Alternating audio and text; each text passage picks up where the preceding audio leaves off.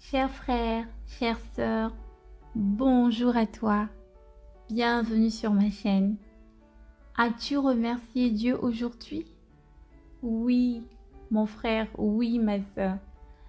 À ton réveil, tu peux dire, Seigneur, merci pour la vie. Seigneur, merci pour la lumière. Je veux te servir aujourd'hui. Dispose de moi selon ta volonté.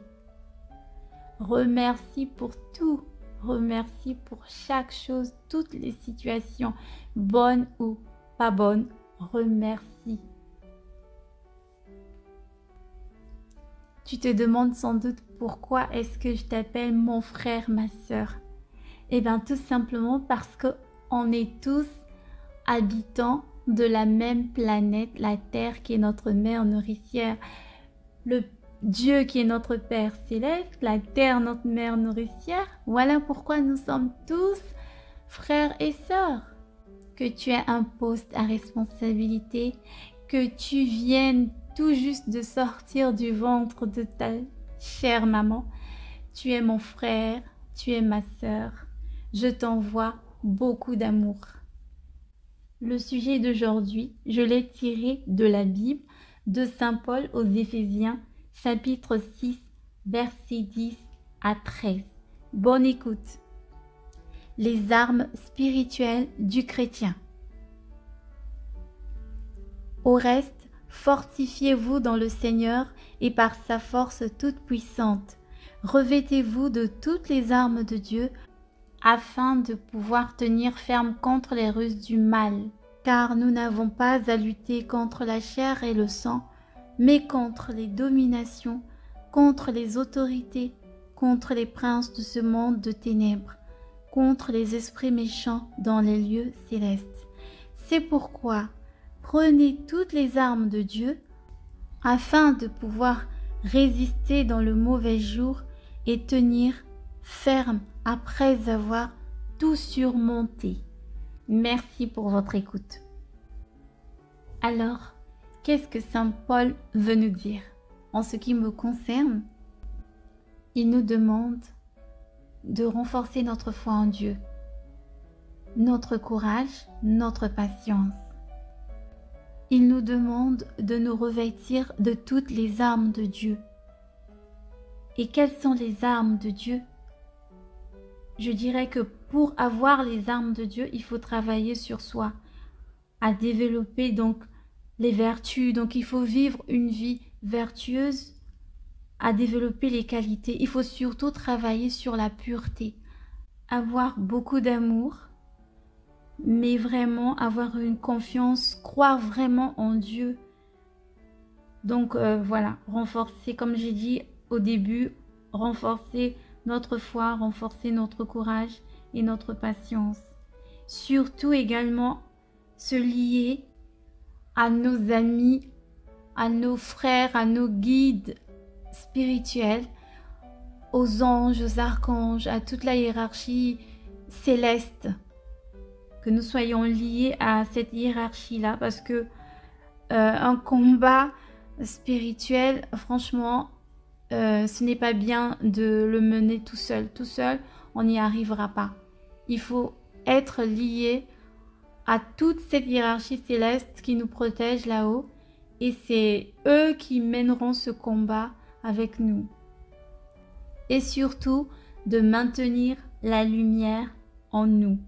Pour vraiment être la lumière elle-même. Saint Paul nous dit ensuite, car nous n'avons pas à lutter contre la chair et le sang. Il s'agit donc des êtres humains. Nous n'avons pas à lutter contre les êtres humains, mais contre les esprits mauvais qui habitent ces êtres humains. En réalité, si une personne vous fait du mal, il faut savoir que ce mal ne vient pas d'elle-même.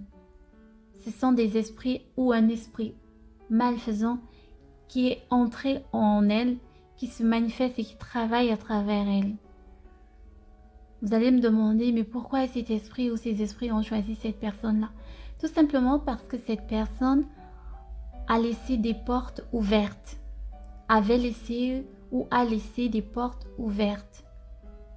Nous laissons souvent, parfois, des portes ouvertes en nous et ce sont les esprits malfaisants, malheureusement, qui passent par là et qui pénètrent. Comment? Cette personne les a attirés par sa façon de vivre. Elle a pu avoir des pensées négatives, des sentiments négatifs, elle a pu mal agir, nuire aux autres. C'est-à-dire, il y a tellement d'exemples. Rien que de critiquer, d'avoir des critiques négatives sur les autres. Rien que de penser en mal, rien que d'être égoïste, de manquer d'amour. Tout ça, ce sont des portes ouvertes.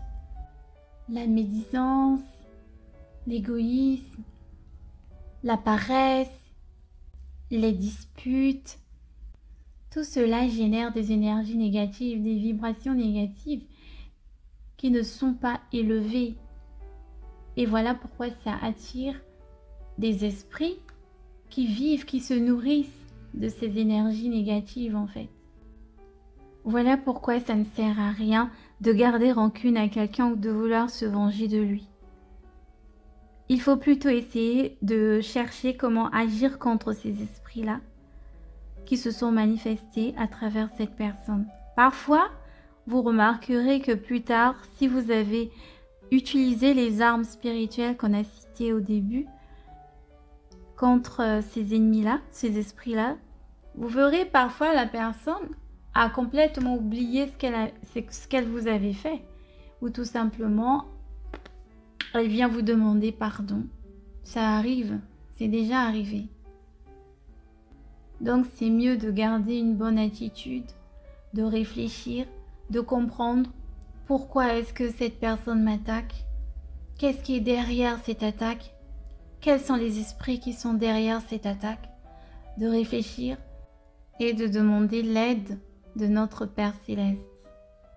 Vous penserez peut-être à mettre une distance physique entre elle et vous, à fuir certaines personnes en pensant que vous ne serez plus atteint par leurs attaques.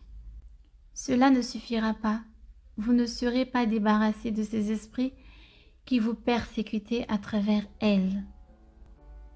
Tant que vous avez une mauvaise façon de vivre, vous les attirerez toujours. Vous succomberez à leurs attaques et eux, ils s'attacheront à vous autrement. Vous comprenez bien que la solution ne viendra pas de l'extérieur, mais de l'intérieur.